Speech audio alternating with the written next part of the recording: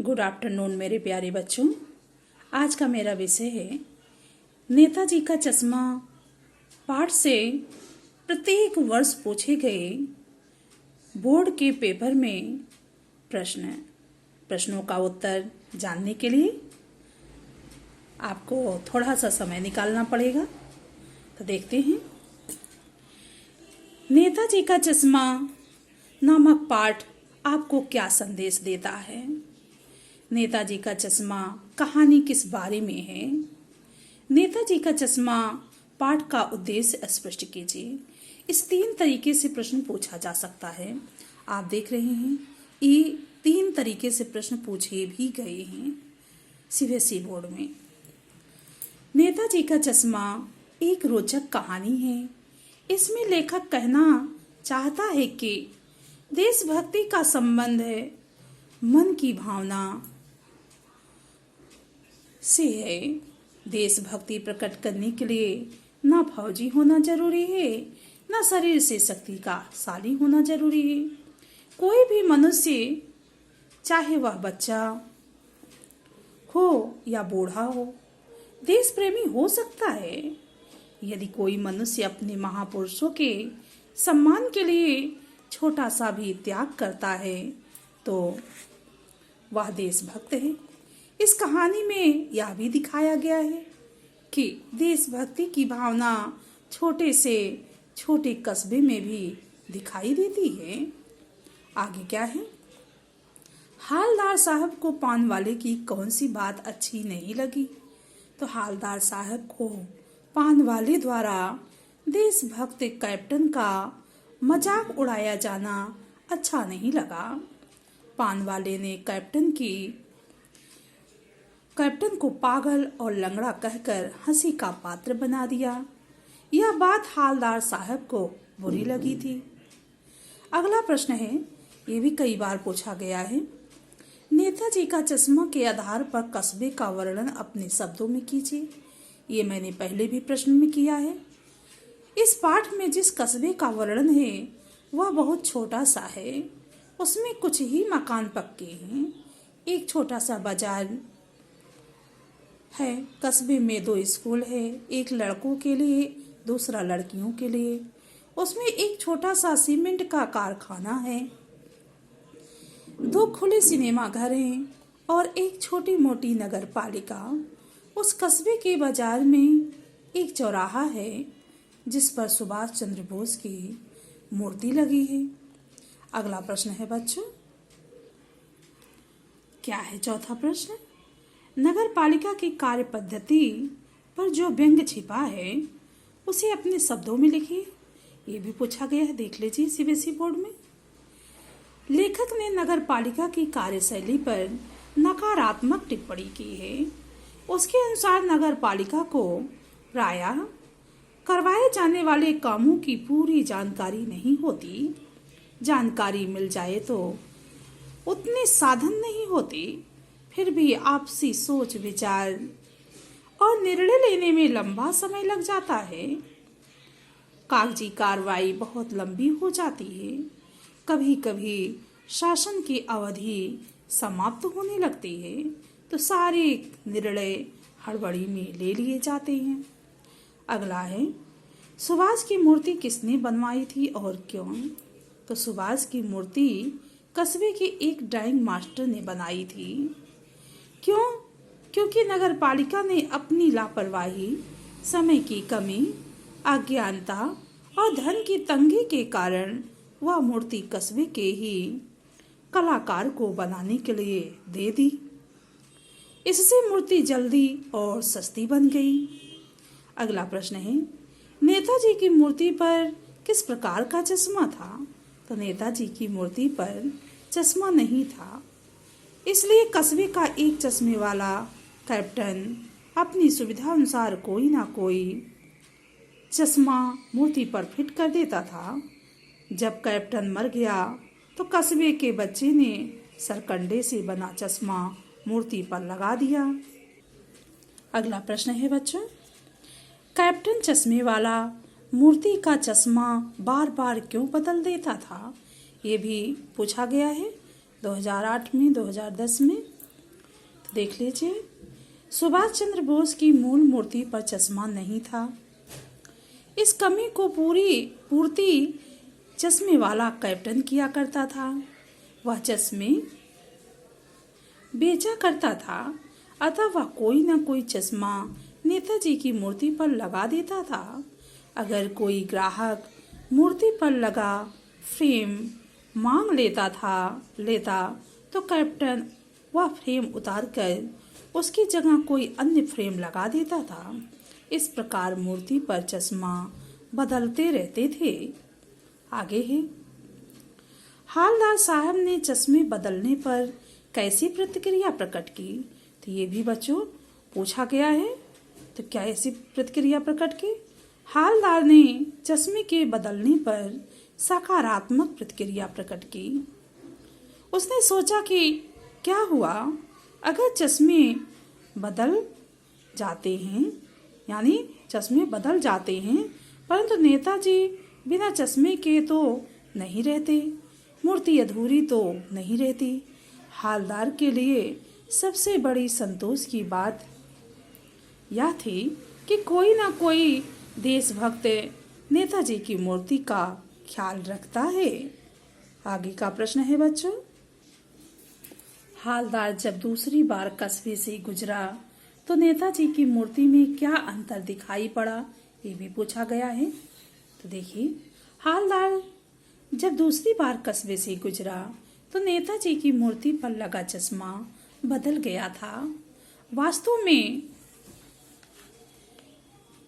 पहले वाला चश्मा किसी ग्राहक को पसंद आ गया था, इसलिए चश्मे वाले कैप्टन ने नेताजी की मूर्ति पर दूसरा चश्मा लगा दिया था या दूसरा फ्रेम लगा दिया था। अगला प्रश्न है बच्चों, पान वाला कैप्टन के प्रति कैसे भाव रखता था?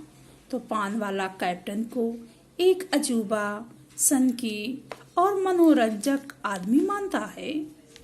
उसकी नजरों में ऐसे आदमी का अखबार में फोटो छपना चाहिए ताकि लोग उसकी सनक के बारे में पढ़कर हंसे। इसलिए जब हालदार उसे पुराना फौजी मान बैठता है तो वह उसे पागल तक कह देता है।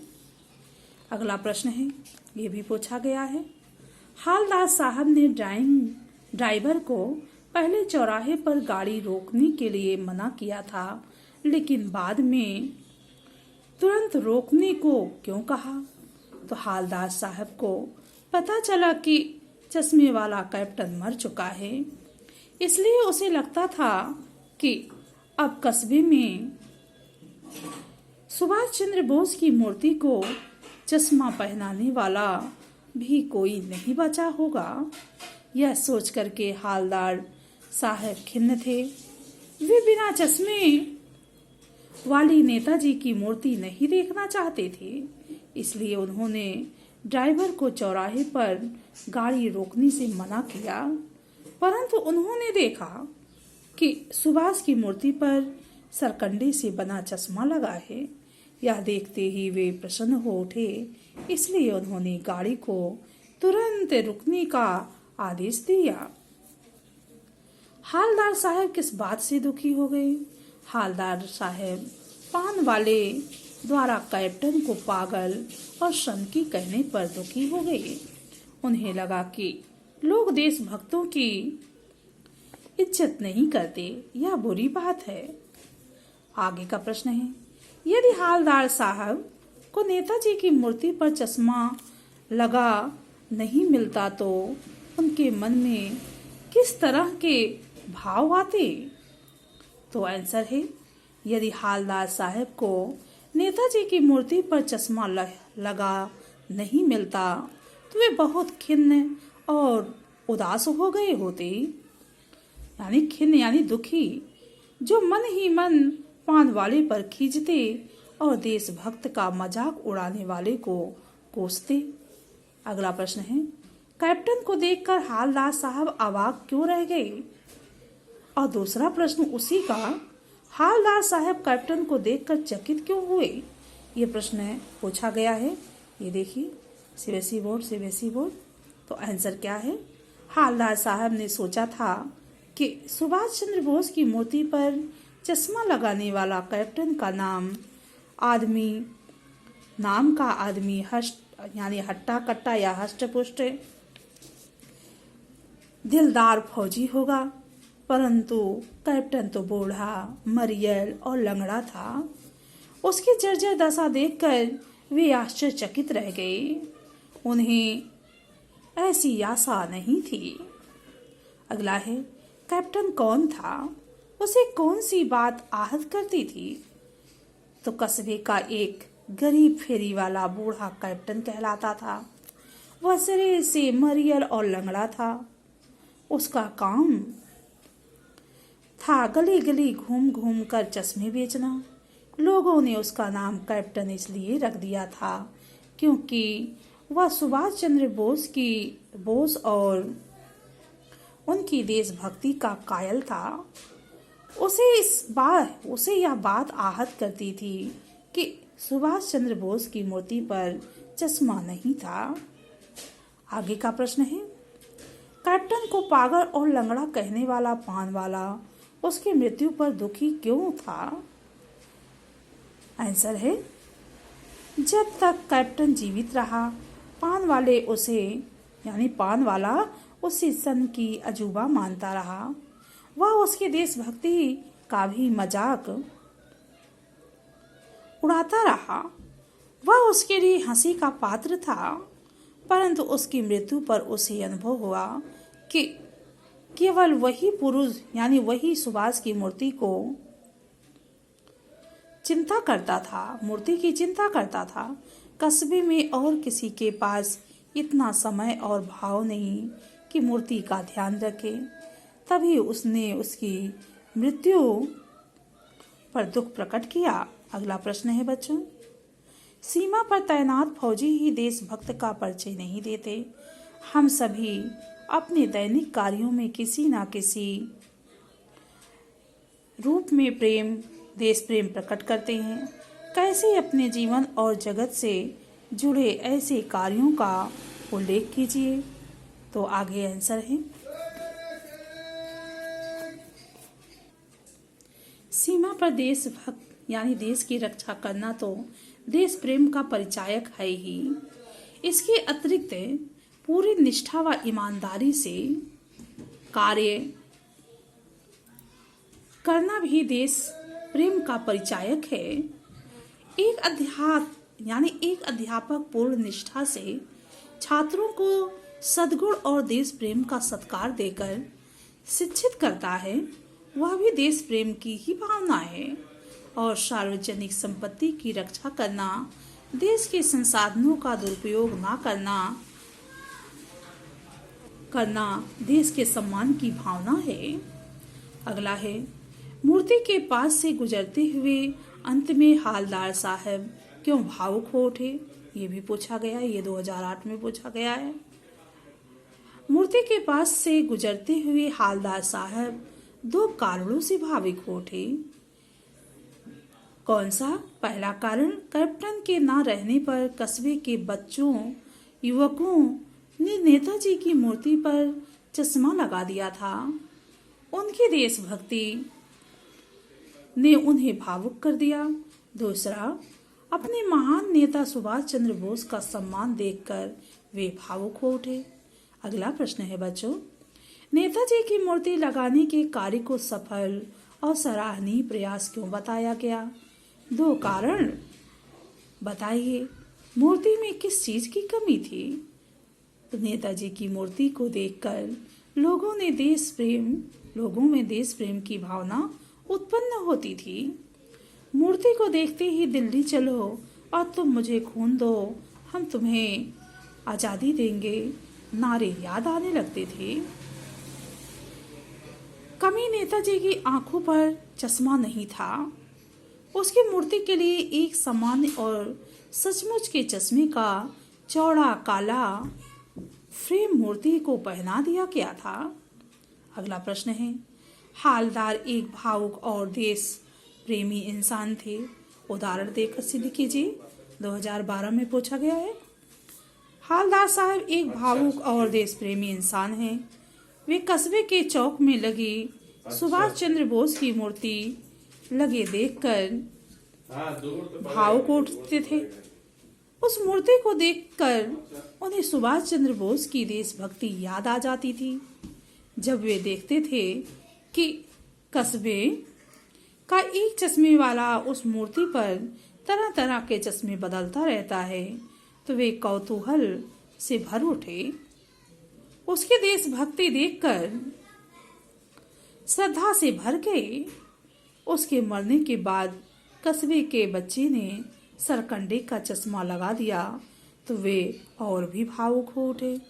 अगला प्रश्न है, हालदार साहब के द्वारा कैप्टन के बारे में पूछने पर चश्मा पान वाला अपनी आंखें क्यों पूछने लगा?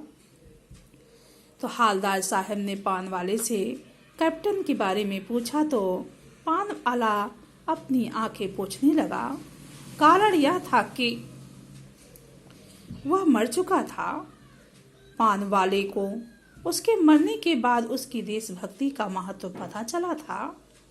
अगला प्रश्न है और आखिरी प्रश्न, पान वाला एक हंसोड़ स्वभाव वाला व्यक्ति है, परंतु उसके हृदय में संवेदना भी। इस कथन पर अपने विचार व्यक्त कीजिए। पान वाला स्वभाव से हंसोड़ है, इसलिए वह चश्मे वाले की देशभक्ति का मजाक उड़ाता है, उसकी हरकतों पर हंसता है, किंतु एक दिन जब वह मर जाता है तो उसे महसूस होता है कि उस कस्बे में जब सुभाष चंद्र की मूर्ति पर चश्मा लगाने वाला कोई नहीं रहा, केवल वही एक देशभक्त था। जब बात को याद करके यानी इस बात को याद करके उसकी आंखों में आंसू आ गए। धन्यवाद बच्चों, तब तक के लिए आप सुनते रहिए, प्रश्नों को याद करते रहिए। दूसरी वीडियो जल्दी ही लेकर आएंगे।